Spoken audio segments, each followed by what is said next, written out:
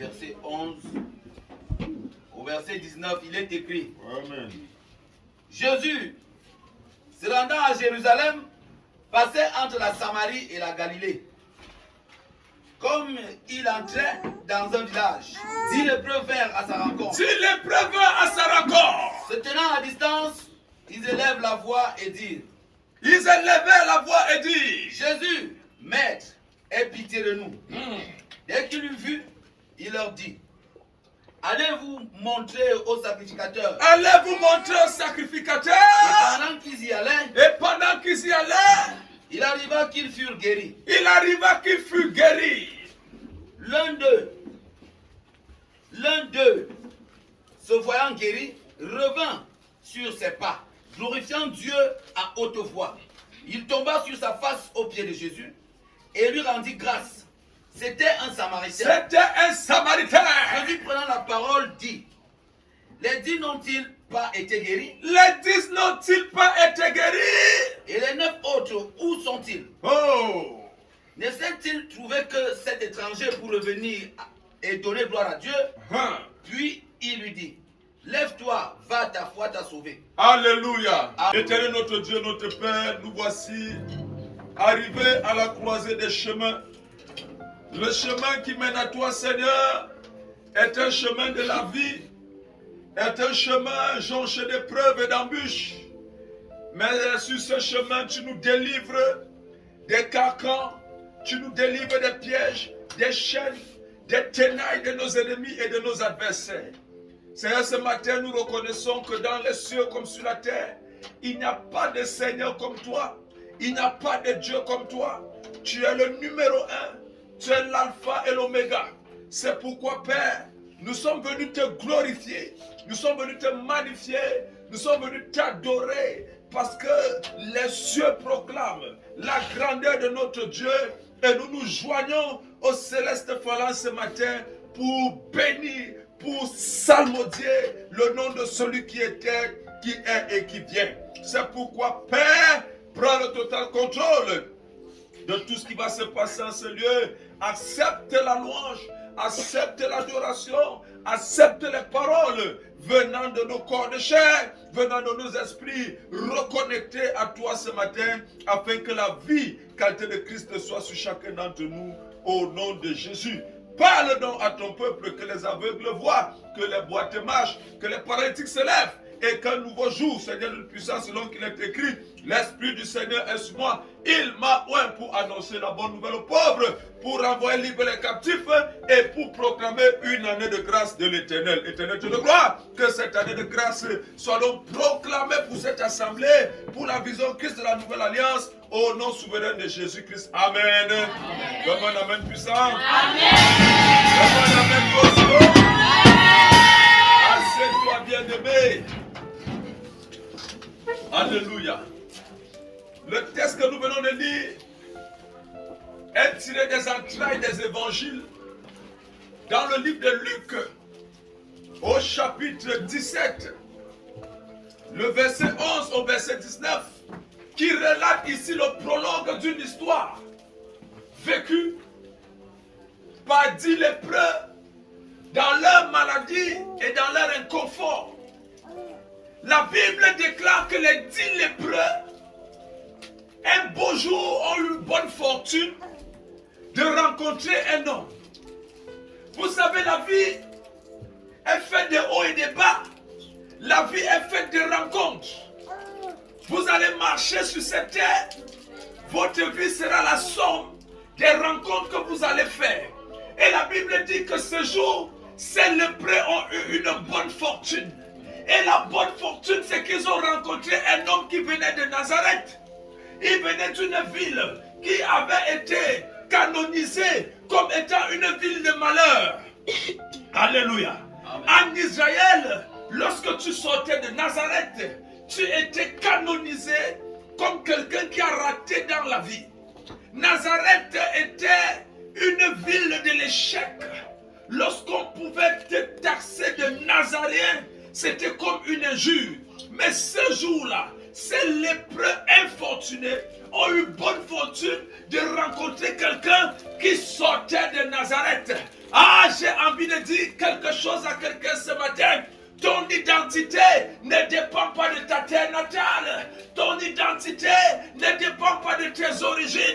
Parce que même si ta famille est maudite, même si ta famille est une famille rescapée, mais à cause de toi, l'histoire de ta famille va changer. À cause de toi, l'histoire de ton pays peut changer. À cause de Jésus, le nom de Nazareth avait plus une autre connotation. Et ces 10 lépreux ont eu la bonne fortune de rencontrer le Nazaréen. La Bible dit dans le livre de Luc 17, Amen. Amen. Jésus se rendant à Jérusalem passait entre la Samarie et la Galilée. La trajectoire de Jésus est entre deux villes, la Samarie et la Galilée. Comme il entrait dans un village, 10 lépreux vinrent à sa rencontre. Vous savez, les lépreux ne restaient pas dans la ville. Les lépreux restaient hors de la ville. Lorsque tu étais lépreux, tu étais chassé de la société. Lorsque tu étais lépreux, tu étais mis à marge de la société. Les lépreux n'entraient pas dans la ville à cause du fait qu'ils pouvaient contaminer. La lèpre était une maladie contagieuse, une maladie défectueuse, une maladie de la honte. Lorsque tu avais la lèpre, tu étais interdit de cohabiter avec le peuple. Donc il se trouvait hors de la ville. Et lorsque Jésus entrait dans la ville, il a croisé les 10 lépreux. J'ai envie de dire à quelqu'un quelque chose ce matin. Même dans le lieu où tu te sens repoussé, le lieu où tu te sens abandonné de la société, Jésus va aller te trouver là-bas. Alléluia. Amen. Jésus est allé les trouver hors de la ville. Jésus est prêt à aller te rencontrer dans ton chaos, dans ta misère, dans ton épreuve, dans ton échec, dans tes difficultés. Jésus est capable d'arriver. Et au milieu de leur chaos, au milieu de leur honte, chose bizarre, Jésus passait par ce lieu. Est-ce que je parle à quelqu'un ce matin? Amen. Jésus passait par le lieu, par l'endroit où les lépreux étaient mis hors de la ville. Mais Jésus passait par là. Et si Jésus est passé là où les lépreux étaient, Jésus va passer où se trouvent tes dettes. Jésus va passer où se trouve ton chômage. Amen. Jésus va passer où se trouve ton célibat. Jésus va passer où se trouve ta misère. Jésus va passer où se trouve la déportation des finances de ta vie. Donne-moi la main pour ce matin. Jésus va passer là où se trouvent les blocages de ta destinée. Donne-moi la main ce matin. Amen. Et il entrait dans la ville. La Bible dit que 10 lépreux sont venus vers lui. Alléluia. Les 10 lépreux sont venus vers Jésus. Oh! À distance, ils élevaient la voix et dirent. Ils ne sont même pas arrivés à côté de Jésus. Ils étaient encore à distance. Ils ont commencé à élever la voix. Ils disent, Jésus, Maître, aie pitié de nous. Jésus, Maître, Amen, aie pitié de nous. Ils ont d'abord appelé le nom et ils ont donné le statut. Le maître, c'est celui qui enseigne. Le maître, c'est celui qui conduit. Le maître, c'est celui qui a la connaissance. C'est celui qui a le pouvoir. Ils sont en train de dire, Jésus, relâche l'onction de maître qui est en toi. Jésus, relâche la dimension du maître qui est en toi. Jésus, relâche, déploie l'esprit du magistère qui est en toi. Alléluia. Notre prière est une manière de converser avec Dieu. Nos paroles sont des codes, sont des clés qui déclenchent l'action du ciel. Ces lépreux repoussés de la société n'avaient plus de maître. Ces lépreux repoussés de la société étaient des mendiants. Ces lépreux repoussés de la société étaient les rebuts, les produits recyclables de la société. C'était des personnes qui portaient les chèques dans la société. Lorsque tu étais un lépreux, tu étais une personne qu'on ne pouvait pas compter, sur qui on ne pouvait pas compter. Mais eux, ils n'avaient plus de maître, parce que personne ne pouvait plus les enseigner. Mais la Bible dit qu'ils ont reconnu en Jésus le maître. Lorsque tu reconnais en Jésus qu'il est ton maître, qu'il est ton Seigneur, qu'il est ton sauveur, Jésus a tous les pouvoirs d'agir dans ta situation. Alléluia. Jésus a tous les pouvoirs d'agir dans la vie de celui qui le reconnaît, celui qui l'appelle et celui qui est prêt à l'accueillir. Maître, aie pitié de nous. La Bible dit, dès qu'il l'a vu, il le dit. Amen. Amen. On s'attendait à ce que Jésus dise, que le texte dise, lorsqu'il les eut entendus. Amen. Le texte devait dire, dès qu'il les eut entendus. Amen. Il le dit. Mais le texte dit, dès qu'il les eut vus. Amen. Rien ne nous dit qu'il les a entendus. Est-ce que je parle à quelqu'un ce matin? Alléluia. Le programme de Dieu dans ta vie ne dépend pas de ce qu'il entend de toi, mais ce qu'il voit de toi. Amen. J'ai une bonne nouvelle à t'annoncer. Dieu a vu ta souffrance. Amen. Même si les paroles de ta bouche n'arrivent pas à exprimer le degré de ta nature, de tes problèmes, Dieu voit. Dieu voit. Amen. Dieu te voit, toi qui es capable de donner la main ce matin-là. Dieu te voit. Dieu voit ta situation. Dieu voit ton problème. Dieu voit la situation que tu traverses. Amen. La Bible dit que lorsque Jésus les a vus, amen, ces personnes ont crié vers Jésus, mais Jésus n'a pas entendu. Jésus les a vus. Ah, je vois Jésus regarder ta situation. Écoute-moi très bien. Je vois Jésus regarder quoi? Ta situation. Parce que Jésus est mieux placé pour détecter ton problème que toi-même. Amen. Amen.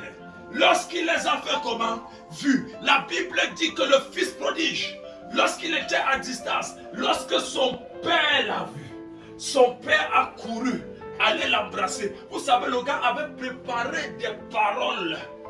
Lorsque je vais arriver devant mon père, je vais lui dire que j'ai péché. Je vais lui demander pardon. Écoutez-moi très bien, il y a un niveau où les paroles ne servent plus à rien. Est-ce que vous me comprenez? Lorsque la filiation est au-dessus, les paroles ne servent plus quoi? À rien. Est-ce que je parle à quelqu'un? Lorsque la filiation est comment? Au-dessus, les paroles ne servent plus à rien. Qu'est-ce que la filiation? C'est le lien qui te lie à quelqu'un. Amen. Le lien qui te lie à quelqu'un, c'est ça qu'on appelle la filiation. Tu es le fils de, tu es l'enfant de. Quand tu vois ton enfant, quand tu vois ta fille, quand ta fille te voit, il y a un lien entre vous. C'est ça qu'on appelle quoi? La filiation. Lorsque le père a vu son fils, les paroles du fils ne servaient plus à rien. Alléluia. Lorsqu'il a vu son fils après des années, tout ce que son fils pouvait dire ne servait plus quoi? À rien. Et moi je t'annonce que tu es le fils de Dieu. Amen. Tu es la fille de Dieu. Amen. Tu es l'enfant de Dieu. Amen. Lorsque Dieu te voit, tes paroles sont inaptes. Alléluia. Tes paroles sont inaptes. Dieu veut agir avec toi. Dieu veut transfigurer ta vie. Dieu veut déporter ta vie des ténèbres pour te lancer dans la lumière. Amen. Dieu veut faire une transfiguration de ton histoire. Est-ce que je parle à quelqu'un ce matin? Un amen qui monte comme ça. Alléluia. Pendant qu'ils allaient chez le sacrificateur, Jésus les l'a vu dire, allez voir le prêtre, allez voir les prêtres, allez voir les sacrificateurs, allez vous montrer. Alléluia. Écoutez-moi bien, allez vous montrer au seul endroit où vous ne devez pas aller, parce que les lépreux sont interdits de se présenter dans la maison de Dieu. Amen. Écoutez-moi très bien. Si vous étiez lépreux en ce moment, c'est très sûr que vous allez dire à Jésus, je ne pars pas. Parce que le lépreux est interdit d'entrer dans le temple. Il est interdit de se présenter dans le lieu saint de Dieu. Mais c'est là-bas que Jésus les envoie aller se présenter devant qui? Le sacrificateur avec les lépreux. Amen. Et ils ont fait comment? Ils ont obéi. Pendant qu'ils y allaient. Vous savez, il y a des choses qui restent gravées dans la mémoire des noms. Et qui ne partent pas si vite. À moins que vous n'ayez totalement confiance en celui qui vous envoie. Amen. Il y a des choses qui ne quitteront pas de votre pensée. À moins que vous décidez de faire totalement confiance à celui qui vous a appelé. Ces lépreux devaient braver la honte de traverser la ville à cause de la parole de celui qui les a envoyés. Et si je te pose la question ce matin, quelle est la honte que tu dois supporter pour qu'on dise que tu es enfant de Dieu? Quelle est la honte que tu vas subir dans ta famille? Quelle est la honte que tu vas subir dans ton lieu de service? Quelle est la honte que tu es prêt à endosser pour suivre le Seigneur Jésus? Est-ce que je parle à quelqu'un? Amen. Le prix à payer pour ces lépreux, c'était d'entrer dans la ville. S'ils veulent leur guérison, affronter les regards, affronter les injures, affronter les blessures, affronter les moqueries et les railleries. Parce que quoi? À cause d'une parole. Parce que le maître a parlé. Et comme le maître a parlé, ils sont prêts à entrer dans le feu. Alléluia. Amen. Voilà l'église que le Seigneur veut. Des chrétiens qui sont prêts à entrer dans la bataille, qui sont prêts à entrer dans le feu, parce que le Seigneur a dit, parce que le Seigneur a dit. Alléluia, c'est ça qu'on appelle la foi. Qu'est-ce que le Seigneur a dit? Le Seigneur a dit, va devant le souverain sacrificateur. Alors je ne réfléchis pas, même s'il y a des gens qui vont se moquer de moi, même s'il y a des gens qui vont me chasser, même s'il y a des gens qui vont se placer en obstacle contre moi, parce que Dieu a dit pas, je fais comment? Je vais. Alléluia. Voilà donc la foi. Marcher sur la base de la parole de Dieu. Et ces lépreux sont partis. Et la Bible dit que pendant qu'ils allaient, alléluia, pendant qu'ils allaient, il arriva. Est-ce que je parle à quelqu'un ce matin? Amen. Il arriva. Il y a des choses dans vos vies qui doivent arriver. Amen. Il y a des choses dans vos vies qui doivent arriver. Amen. Quand tu marches selon la volonté de Dieu, il y a des choses dans ta vie qui vont faire comment? Arriver. Certaines choses arrivent sur le chemin discordant de la volonté de Dieu. Lorsque tu es dans le chemin inverse à la volonté de Dieu, il y a des choses qui t'arrivent là-bas. Il y a des choses qui ne sont pas bien, qui vont t'arriver sur le chemin inverse de la volonté de Dieu. De même que quand tu es sur le chemin de la volonté de Dieu, il y a aussi des choses qui vont quoi? T'arriver. Est-ce que je parle à quelqu'un? Et il dit, il arriva. Tu es chrétien, tu es enfant de Dieu. Je vais t'annoncer une bonne nouvelle ce matin. Garde-la dans le fond de ton cœur. Écris-la sur les tables de ton esprit. Amen. Pendant que tu suis le Seigneur, il y a des choses qui vont t'arriver.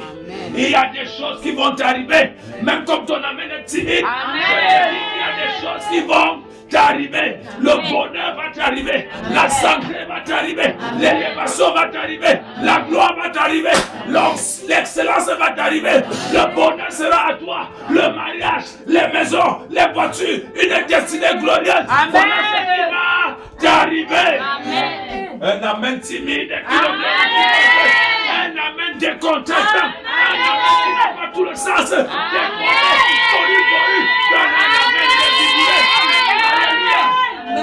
Alléluia. La Bible dit, il arriva. Il est fait comment? Arriva. Il arrivera que cette année tu as un baccalauréat. Il arrivera cette année qu'un homme bon te rencontre et t'épouse. Il arrivera que tes enfants soient bénis. Il arrivera des grands chantiers dans ta vie. Il arrivera que tu vas construire la maison. Il arrivera. Amen. Et comme il marchait, alléluia, il arriva qu'ils furent guéris. Ils furent comment? Guéris. C'est-à-dire pendant qu'ils marchaient, ils ne se sont pas rendus compte qu'ils n'avaient plus la lèpre. Alléluia. Amen. Oh, que c'est bien de te rendre compte que la fin du mois est arrivée. Il y a encore la nourriture dans le frigo. Amen. Que c'est bon de savoir que la fin du mois est arrivée. Il y a encore de l'argent dans tes poches, tu n'as même pas touché le salaire. Amen. Ça arrivera. Amen. Ça arrivera. Amen. Au nom de Jésus. Amen. La grâce de Dieu est sur toi. Amen. Écoute-moi très bien. La Bible dit, l'un d'eux, se voyant guéri, amen, revint sur ses pas. Amen. Amen. Écoutez-moi bien. Tous, ils étaient 10. les 10 ont été comment? Guéris. Mais tous ne se voyaient pas guéris. Amen. La Bible dit que c'est l'un d'eux qui s'est vu guéri. Les autres étaient guéris, mais ils ne se voyaient pas guéris. Écoutez-moi très bien. Dans la maison de Dieu, il y a beaucoup de croyants, beaucoup d'enfants de Dieu qui abandonnent la foi tout simplement parce qu'ils ne se voient pas encore dans la grâce et la bénédiction que Dieu leur a réservée. La Bible dit que l'un d'eux se voyant guéri. Comment est-ce que tu te vois? Lorsque tu as commencé à marcher avec le Seigneur, est-ce que c'est parce que physiquement tu n'as pas encore la chose que tu continues à te voir comme avant? Amen. C'est celui qui s'est vu comment? Guéri. Ah, je vois quelqu'un dire je me vois marié. Je vois quelqu'un dire je me vois prospère. Amen. Je me vois un homme de réussite. Amen. Je me vois un homme qui entre dans les hauteurs. Quand tu commences à voir des choses comme ça, Amen. Amen. Tu dis que c'est celui-là. L'église se vide parce que les gens voient d'une certaine manière. Ceux qui reviennent dans la maison de Dieu, c'est ceux qui commencent à voir comme celui-ci. Amen. Il dit que l'un de se voyant guéri revint sur ses pas. Amen. Les secrets de la prospérité. Alléluia. Amen. Vous ne serez jamais un homme puissant si vous ne savez pas reconnaître le chemin qui vous amène devant. Tant qu'Abraham ne revenait pas pour bâtir l'autel à Bethel, l'Éternel ne parlait pas à Abraham. Après avoir fait 10 ans en Égypte, Abraham est revenu. Abraham est rentré sur l'autel. Il a rebâti l'autel qu'on appelle Bethel. Amen. Sauf que la première fois qu'il a bâti Bethel, c'était la reconnaissance. La deuxième fois qu'il a bâti Bethel, il a ouvert la porte du ciel. Est-ce que je parle à quelqu'un? Abraham qui venait de bâtir le deuxième autel ne savait pas qu'il avait ouvert la porte du ciel. Pourquoi? Parce qu'il est revenu sur ses pas. Amen. Quand tu es un enfant de Dieu qui sait être reconnaissant, écoutez-moi très bien. Il y a des gens qui disent, oh, j'ai déjà béni le Seigneur, j'ai déjà donné telle offrande, j'ai déjà fait ceci. Frères et sœurs, tu peux donner la même offrande, mais ce ne sera pas la même dimension spirituelle. Abraham a sacrifié à Bethel la première fois. C'était pour établir le territoire. La deuxième fois, la Bible dit, et ce n'est pas lui, c'est son petit-fils qui vient dire que c'est ici la porte du ciel. Donc quand Abraham bâtissait le deuxième autel, lui-même ne savait pas qu'il était en train d'ouvrir la porte du ciel. Est-ce que je parle à quelqu'un ce matin? Amen. Alléluia. Amen. Et il dit, l'un de se voit guéri revint sur ses pas, glorifiant Dieu à haute voix. Amen. Amen. Frère, on ne glorifie pas Dieu à voix basse. Les gens doivent savoir que tu pars à l'église. On ne fait pas les choses de Dieu en cachette. Les gens doivent savoir que vous vous moquez de moi. Moi, je pars me baptiser. J'entre dans les eaux de baptême. Moquez-vous. J'ai fait mon choix à haute voix devant le ciel et la terre. Je n'ai pas honte de mon Jésus. Le Jésus que j'invoque, il me répond. Moi, je n'ai pas honte. J'entre dans l'eau avec lui. Shabbat Debré. Libaranda Kanto Lebo Gassasousia. Écoute-moi très bien. Il est revenu, il rendait grâce à haute voix. L'année 2024, nous allons rendre grâce à Dieu à haute voix. Amen. Alléluia. Amen. Les célestes phalanges, préparez-vous. Nous allons louer le Seigneur cette année. Nous allons le chanter cette année à haute voix. Nous allons lui rendre grâce à haute voix. Amen. Nous allons créer des chansons pour notre Dieu. Amen. Ton amen est timide. Amen, amen. Alléluia. Amen. Et la Bible dit qu'il glorifiait Dieu à haute voix. Il tomba sur sa face au pied de Jésus. C'est l'année de l'adoration. Au pied du Maître. Et lui rendit grâce. Et lui fit quoi? Rendit grâce. Frère, nous avons été trop incrédules. 2024, c'est l'année de l'action de grâce. Est-ce que je parle à quelqu'un? Amen. Nous devons rendre grâce à Dieu. Frère, cette année, quand nous venons dans la maison de Dieu, c'est pour lui dire merci. C'est pour donner à Dieu. Nous venons lui donner. Les greniers de la maison de Dieu doivent être remplis. Alléluia. Amen. Les greniers de la maison de Dieu doivent être pleins. Et comment rendre grâce à Dieu? Si ce n'est d'investir dans son œuvre. Si ce n'est d'investir dans sa maison. De lui bâtir un temple. De lui construire un lieu où on va le louer encore à plus grande dimension, à plus grande échelle. Alléluia. Il tomba sur sa face aux pieds de Jésus et lui rendit grâce. C'était un Samaritain. Alléluia. La Bible ne nous dit pas ce que les 10 autres étaient. Est-ce que vous comprenez? Au départ, ils étaient 10. On ne connaît pas la tribu. On ne connaît pas l'origine. On ne connaît pas l'identité. Tout ce qu'on connaît, c'est un nombre. Ils sont 10. Ils sont 10. Écoutez-moi très bien. Lorsque tu marches avec le Seigneur, il te retire de la foule pour te donner une identité propre, une personnalité propre, une filiation propre. Il a dit, celui-ci est mon fils, je l'ai établi. Aujourd'hui, demandez-moi les extrémités de la terre pour possession et je te donnerai. Parce que tu es mon fils, parce que tu as du prix à mes yeux. Je donne l'Éthiopie à ta place, Saba à ta place, je donne les peuples à ta place. Lorsque tu marches avec le Seigneur te tire de la foule et fait de toi l'échantillon de sa gloire. Est-ce que je parle à quelqu'un? Ils étaient 10, mais on ne connaissait pas d'où ils étaient. Mais l'acte de cet homme a montré d'où il était. Est-ce que je parle à quelqu'un? Vous ne vous en sortirez jamais loin de vos origines. Même si la bénédiction doit venir dans vos vies, la bénédiction va commencer à être scandée à partir de vos origines. La bénédiction va commencer à être appelée à partir de vos origines. Votre histoire va commencer à changer à partir de vos origines. Vous ne changerez pas loin de vos origines. Vous ne partirez pas loin de vos origines sans que vos origines aient été impactées par vous.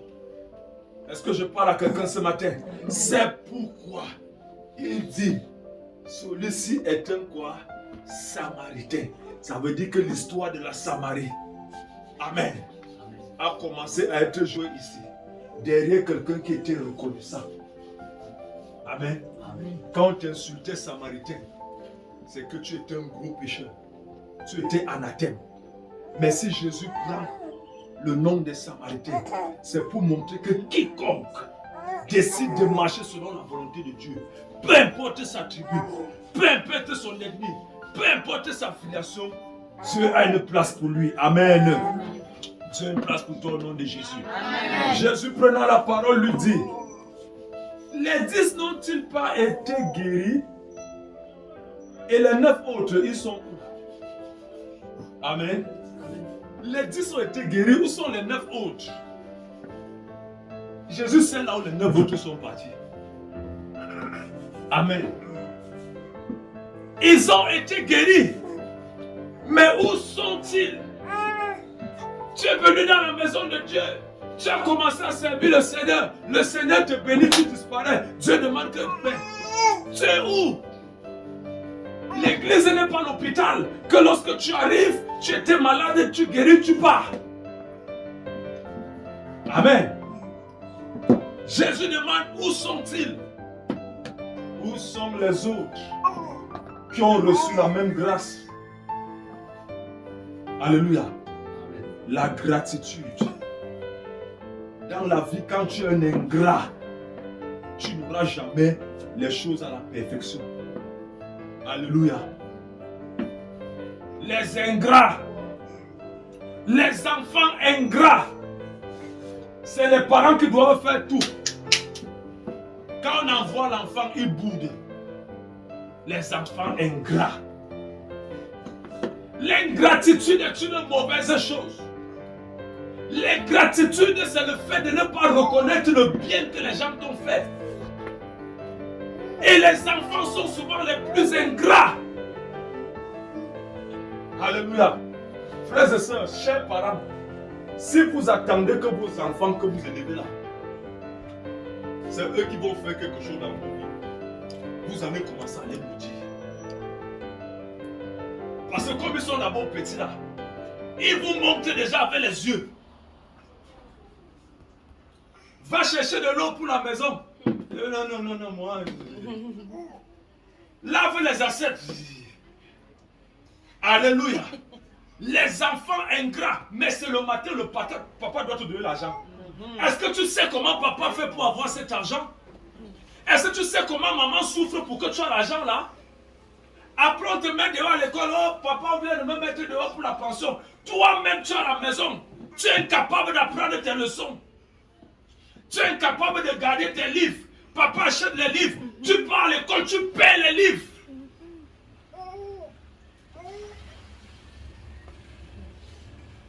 Tu paies les livres, tu paies les cahiers, mais l'ingratitude. Et un grand homme, c'est un homme qui n'est pas ingrat. C'est un homme qui sait reconnaître. Alléluia. Le Samaritain s'y est un grand parce qu'il est resté calme. Il a dit oui, je suis guéri aujourd'hui. Je retourne chez le type qui a parlé dans ma vie. Alléluia. Amen. Il y a des personnes, vous leur faites du bien, c'est sur vous qu'ils viennent danser pour finir avec vous. Comme les fils du serpent. Pourquoi le serpent accouche sur là? Parce que lorsque la vipère accouche sur là, si la vipère accouche sur place, amen, dès que l'enfant sort de l'œuf, la première personne qu'il mord, c'est sa mère. Donc nous accouchons dans des vipères. Que ce soit dans la maison de Dieu, que ce soit dans nos maisons. Parce que les enfants ne veulent pas se plier pour obéir aux parents. Alléluia. Amen. Soyons donc comme ce Samaritain à partir de ce jour. La parole de Dieu, tu n'es pas à double tranchant. Pendant que tu l'entends ce matin, prends la décision. Décide de changer. Amen. Amen. Décide de changer. Les enfants sont paresseux. Amen. Quand nous on sortait de la maison le matin, on lavait la maison, on lavait les assiettes, on puisait de l'eau. L'enfant sort de la maison, il revient, il veut manger, comme s'il a rationné. Amen. C'est les patrons, on marche à leur rythme. Il faut arrêter ça. Amen. Alléluia. Parce que si vous faites ça, vous ne serez pas bénis. Vous ne serez pas comment? Bénis. Un enfant qui fait pleurer son père, qui fait pleurer sa mère, ne peut pas prospérer. Est-ce que je parle à quelqu'un ce matin? Amen. Jésus, prenant la parole, lui dit, laissez-t-il trouver que cet étranger pour revenir et donner gloire à Dieu? Alléluia. Frère, cette année, nous revenons donner gloire à Dieu. Amen. Ton amen est civil. Amen. Alléluia. Amen. Nous revenons donner gloire à notre Dieu cette année. Nous allons danser. Nous allons casser le dos. Dieu va nous donner les pianos, les guitares. Amen. Alléluia. Amen. Quand on adore le Seigneur, tu danses, tu presses la vie comme ça. Ton amen est ton amen. Ton amen est forme et vide. Donne-moi un amen puissant. Amen. Verset 19, puis il lui dit, lève-toi, va, ta foi t'a sauvé. Alléluia. Amen. Donc tu peux être guéri, tu n'es pas sauvé. Tu peux être béni, tu n'es pas sauvé. Tu peux être prospère, tu n'es pas sauvé. Le plus important, c'est d'être comment? Sauvé. Parce que cet homme a été reconnaissant. Il est revenu. Amen. À ses pas. Dieu l'a plutôt donné quoi? Le plus important qui est quoi? Le salut. Que Dieu bénisse sa parole ce matin. Amen. Alléluia.